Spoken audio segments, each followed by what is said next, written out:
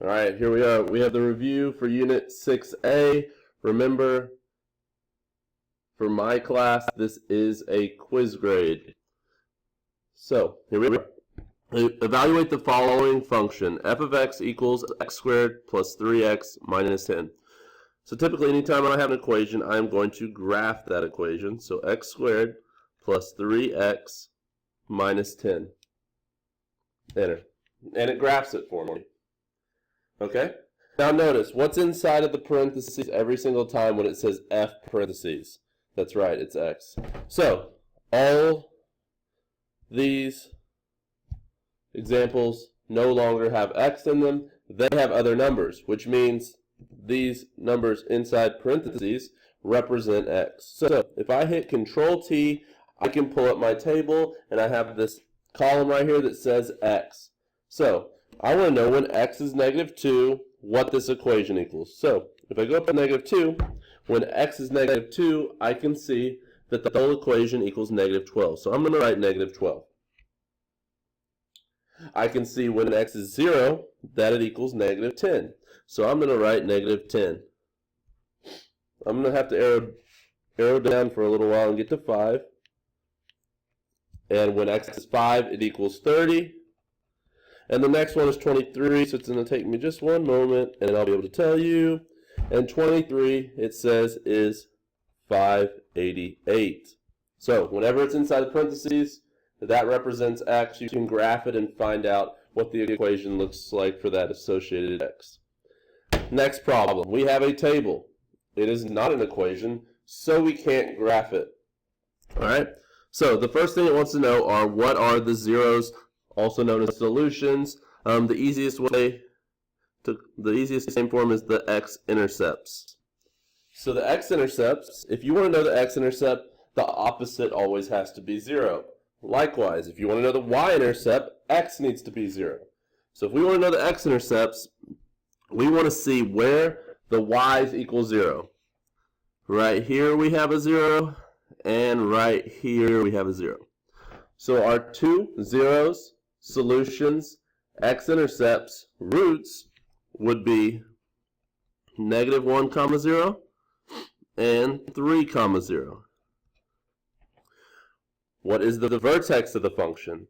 Now, the vertex, we can call it a few different things, or parts of your graph also that go through the vertex. Your vertex could also be a max or a min. Your vertex is where the axis of symmetry goes through that divides your graph in half. So, if you have two numbers that match, you want to find the middle point. So right here we have 9 and 9. The middle is obviously 12. If I look at my 0, zeros, the middle is 12. If I look at my negative 15s, the middle is 12. So my vertex is at 112. The way that I like to look at it is the axis of symmetry, it acts kind of like a mirror. So if I stand on one side of the mirror as a 9, the other side should also be a 9. If I stand on one side of the mirror and it's a 0, the other side should be a 0. So there's your vertex, 112. Moving on to 4. We have to find the axis of symmetry. It divides it in half. So between these 2 points, there are 6 units. If I want to get halfway, if it's 6 units to get from here to home, at what point do I consider it to be halfway? 3. So I'm going to go from this point over 1, 2, 3. I can clearly see that it is 3 to the right from this point and 3 to the left. So that is going to be my axis of symmetry that divides it in half. The axis of symmetry goes through the x-axis, so we have to write it as an equation. X equals. And it crosses the x-axis at a positive 3. So this one is x equals 3. Alright, the second part here. There are 1, 2, 3, 4, 5 blocks between these two. If I want to get halfway home on 3 blocks, that's going to be 2.5. So 2.5. That's going to be at 0.5 or 1/2. Again, it goes through the x. You have to write it as 0.5. So it's 2.5 to the left, and it is also 2.5 to the right. Next, we have to get used to graphing. So I'm going to do Control Escape, Control Escape, Control Escape. Got rid of my stuff, and I'm going to hit Tab. Negative x squared plus 5, enter. Okay. It doesn't give us perfect points, but let's see if the calculator will. Control T. All right. We have 0, 5. We have negative 1, positive 4. We have positive 1, positive 4. We have 2, 1. And then I'd venture to say we probably have negative 2, 1. And that's probably enough to make a crude sketch of it. All right. Control Escape, Control Escape, Control Escape, Tab. Next, x squared minus 4, enter. Now this one's a little bit easier. It should take a little bit less time. You probably don't have to look at the table for this one. So first step, we cross down here at negative 1, 2, 3, 4. So we're going to cross at negative 4. We can clearly see that it crosses at a positive 2. If it crosses at a positive 2 and it is in the middle here, it needs to cross at a negative 2. There are some points for us. We can X them and draw our lines. Okay. Keep going. Control Escape, Tab. This one's negative. If you figured it out by now, negatives need to open down. If it's negative, it's a frown. So negative x squared minus 2, enter. Okay. We have right here we have a negative 1. Oh, sorry. Negative 2, down. It's hard for me to kind of see where it intersects. So this time I'm going to show it by adding a grid line. So Menu, View, Grid, Lined Grid. Okay, and I can clearly see that it crosses at these 2 points, over 1, down 1, and over 2, down, from this point anyways, over 2, down 4. All right, and I'm going to do my crude lines that are not the prettiest, but it's okay. All right, that's page 1. Page 2. All right, we have a graph. It gives us an equation, so if you're completely uncomfortable here with how to look at that, you could always graph it, switch out the t's for x's, and then do trace, graph trace from the menu. But for us, we should be able to look at this and identify some things. So next, identify your vertex. Your vertex in this scenario is the highest point. All right, that point is over 8, up, let's see, it's going up by 2, so 848. When you launch a potato, it goes up, up, up, up, up, maxes out, and it has to come back down. So we're going to call that a maximum. And it maxes out at, of course, 48 feet. Next, what does the vertex represent in this situation? Well, the vertex tells us at 8 seconds, the potato reaches 48 feet. Next, we have to identify our zeros and describe what they represent. So we have a 0 right here, which is at 0, 0. And we have a 0 here, which represents 16, 0. All right. Both those numbers tell us the time when potato is on ground, or on the ground, but on the ground. All right, next, the axis of symmetry. We know the axis of symmetry has to divide it in half. Okay. It is always your x value in your vertex. So x equals 8 divides our graph in half. So it would take 8 seconds to reach for our maximum height. Once we reach our maximum height, it's going to take 8 seconds for it to fall back to the ground at a height of 0.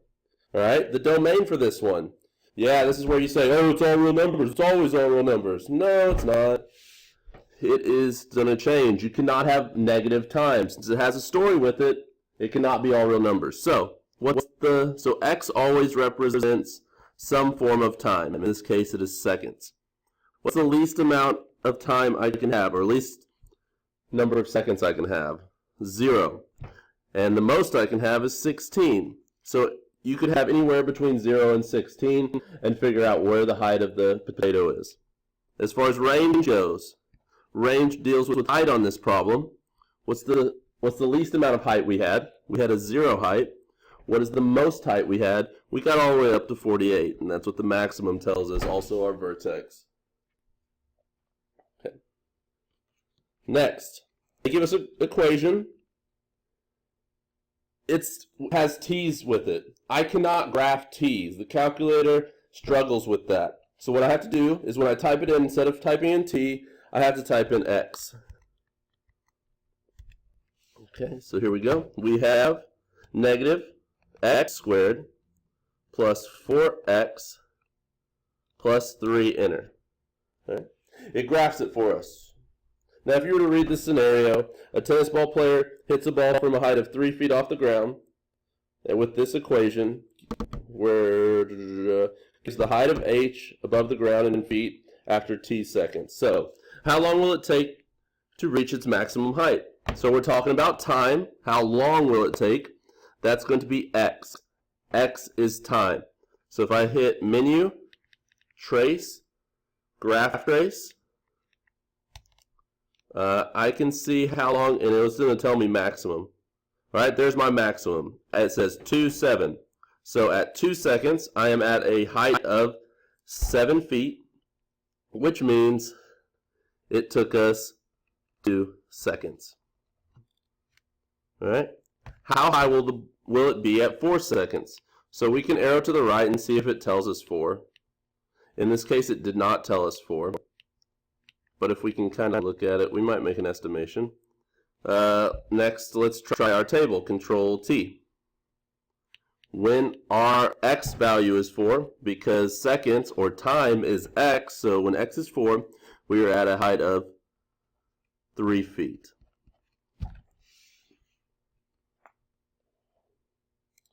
Onward and upward. Next, Control Escape. Control Escape. Control Escape. It gets rid of the, and then I can graph again. This time, it gives us x's. So, x squared. Tab. X squared plus 9x plus 20. Something you should notice right off the bat here is there is no story with it, which will come in handy on one of these questions. So, first, identify the vertex and determine if it's a maximum or minimum. Menu. Trace. Whoop. Trace. Graph trace. I'm going to arrow to the left.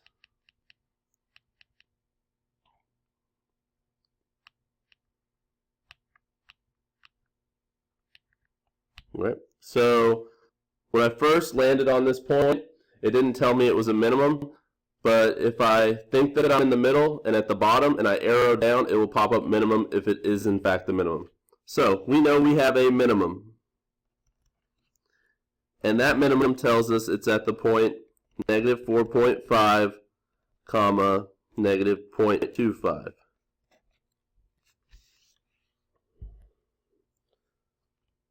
Next, let's identify our zeros. All right, our first 0 is at negative 5, comma 0.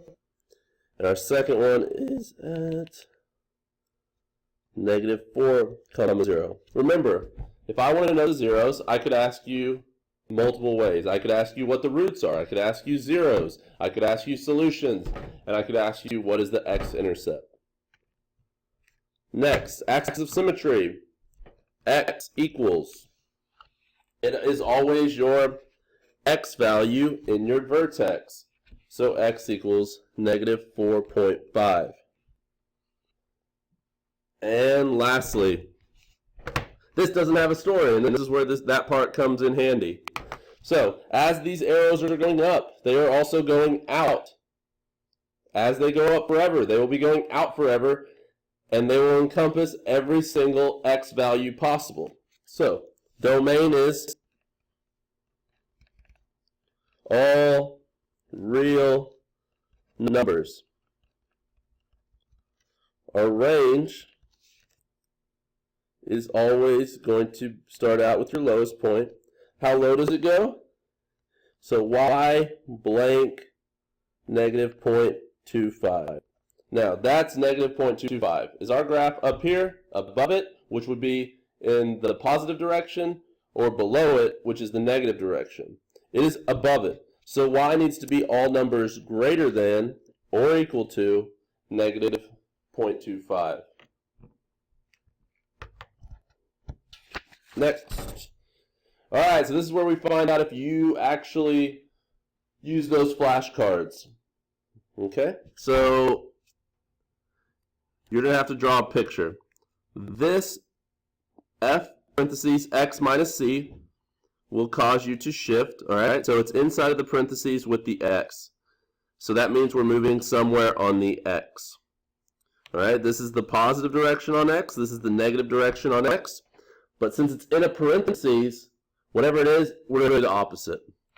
So, a negative c with an x, you'd think you would move left. But parentheses is going to force us to move right. So it will be a right shift. You might want to just write right. Okay. Number 19. Another way we could write f of x is simply y. So we're talking about y. So y plus d, here is our y-axis. Which way is positive on the y? A plus would be a positive addition. So that would be a shift up on the y. Up here. That would look something like this. Next, we're back inside of the parentheses with the x, which means we are on the x-axis. This is the plus direction, this is the minus direction. This says plus, so you think we'd be over here, but it's in parentheses, so you have to do the opposite. So it's going to end up being to the left.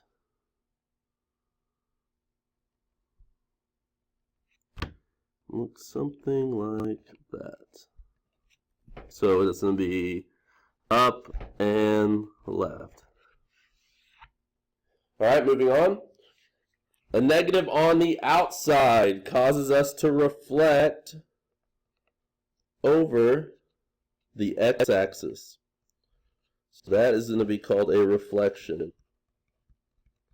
Remember, if it said f parentheses negative x, that's going to do nothing. But since it's on the outside, it causes us to reflect over the x-axis.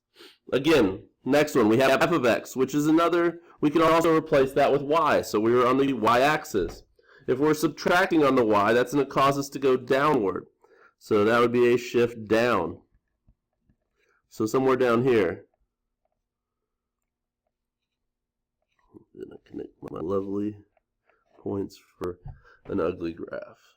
Alright, and next, where a is larger than 1. So now we're moving, we've done everything, right? We've shifted up, down, left, right, and we're in a reflection. So now we're looking at steepness. Alright, if we increase our steepness, that's going to make it steeper. So it needs to be inside of this graph. Remember, a steeper graph is going to be inside of the parent function.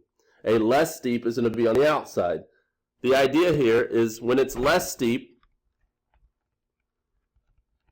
that's going to mean that your a value is less than 1.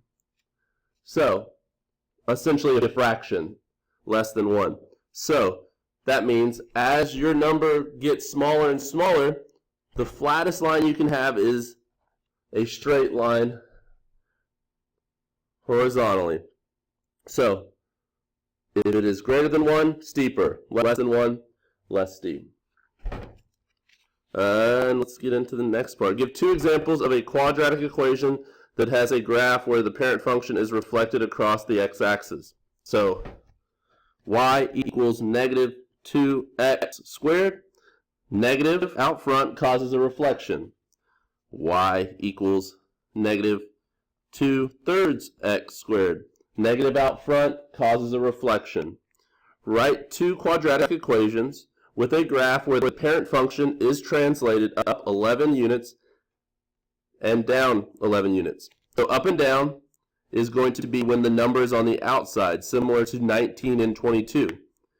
So I'm going to write y equals x squared, and the first one says up 11, so plus 11 on the outside of the parentheses. The second one needs to go down, so I'm going to do y equals x squared minus 11, which is going to cause a downward shift along the y. Write two quadratic equations with a graph where the parent function is translated left 7 units and down 7 units. I'm going to assume that this was supposed to be left, so I'm going to do one left and right. Okay, so we know we're dealing with parentheses. So y equals parentheses x something squared. Y equals parentheses x something close parentheses squared. All right. So if we want to go right, that would be positive. When I put that inside parentheses, it's going to change it to be a minus 7. When I take this left 7, to the left is a negative. But when I place it inside the parentheses, it would be a positive 7. If you're clueless and you don't know, this is a multiple choice test. You can graph them and see what they do. If you type that in exactly, it's going to show you either left or right. Okay. What are the effects on the quadratic parent function x squared when a is greater than 1? So when it's greater than 1, we know it's going to get steeper. On your test, it's going to say stretch. Okay. When it is between 0 and 1, it is going to be less steep. And on your test, that's going to be labeled compression. And we'll write that on the board so you know. All right, moving along. So let's describe some changes to the parent function. So here we go. Control, Escape, Tab. So we're comparing everything to the parent function, which is x squared. There's x squared. I'm going to hit Menu, View, Grid, Line Grid. And then I'm going to start graphing my new equations. If I have a graph and I hit Tab, it will allow me to type in another graph. So if I type in negative 9x squared, enter. All right, it's kind of hard to see, but we obviously had a reflection. And you see how narrow it is? It got steeper.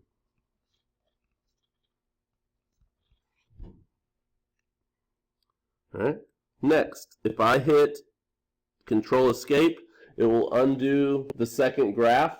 I'm still comparing to the parent function, so I can just hit Tab and type in 7x squared, enter. All right. It went inside of the parent function, so we're simply going to call that one steeper.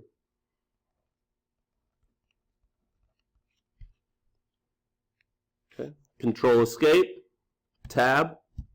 19 divided by 23 x squared, enter. This time it's just barely, but it is outside of the original equation, so this one is less steep. Control Escape, Tab. 7 divided by 3 x squared, enter. Inside, so we're going to call that steeper.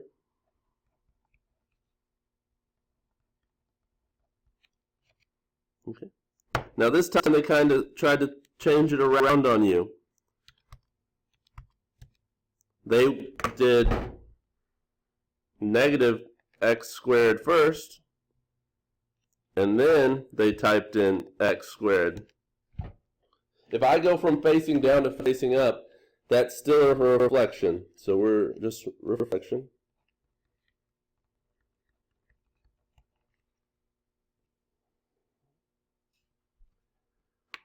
Okay. Control escape, tab. Back to comparing to the parent function, x squared, tab, x squared plus 11, enter. You see it up there? It's because it shifted up. Shift up. Control escape, tab. X squared minus 3, enter. You can clearly see we had a shift down. Now on your test, they might use the word translate.